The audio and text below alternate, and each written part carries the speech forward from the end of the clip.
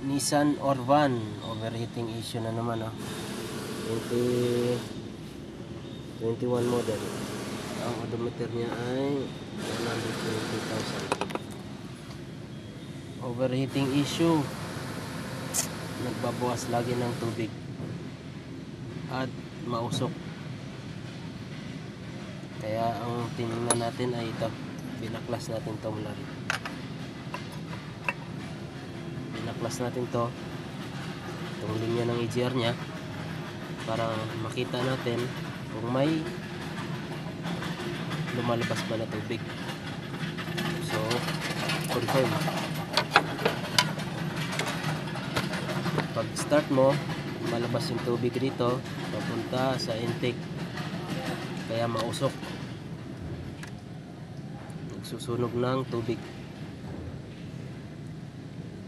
Ang problema nito ay itong EGR cooler nya, nag-leak na yan. Dapat ang lumalabas lang dapat dito hangin lang.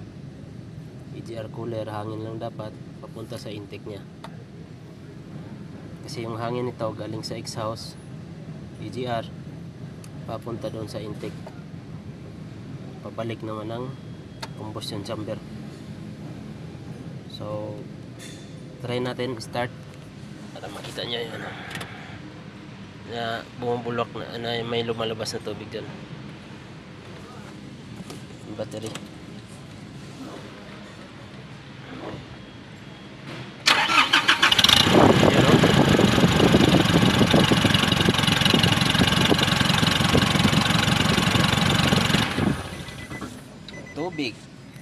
tubig ang lumalabas, may kasamang tubig.